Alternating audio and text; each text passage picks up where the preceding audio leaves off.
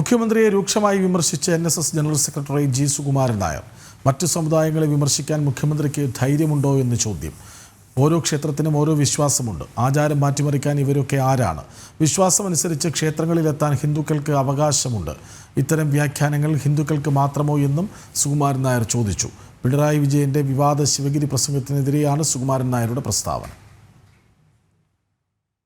ക്ഷേത്രങ്ങളിലെ ഉടുപ്പ് ധരിച്ച പ്രവേശനം സംബന്ധിച്ചാണ് സ്വാമി സച്ചിദാനന്ദയെ പിന്തുണച്ച മുഖ്യമന്ത്രി.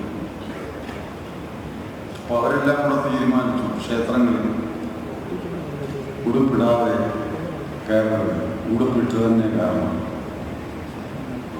സവർണരുടെ ആധിപത്യമാണ്. പിന്നെ അതിൽ ചിലർ ഇങ്ങനെ കേട്ടതായി പറയുന്നു. നമ്പൂരിയാണോ എന്ന് തിരിച്ചറിയാനുള്ള ഈ വ്യാഖ്യാനങ്ങളൊക്കെ ഹിന്ദുവിന്റെ പുറത്ത് മാത്രമേ ഉള്ളൂ.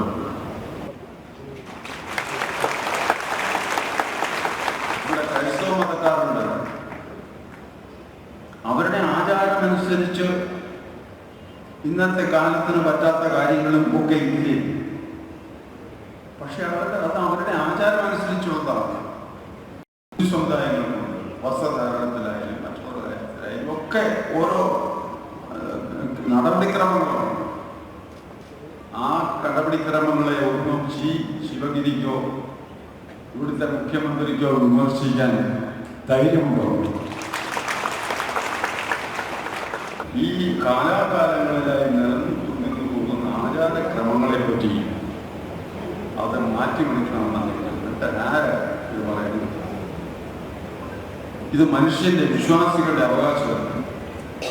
മുഖ്യമന്ത്രി ഇതിനെ സപ്പോർട്ട് ചെയ്തിട്ടുണ്ട്. അദ്ദേഹം ചെയ്യാൻ പാടില്ല.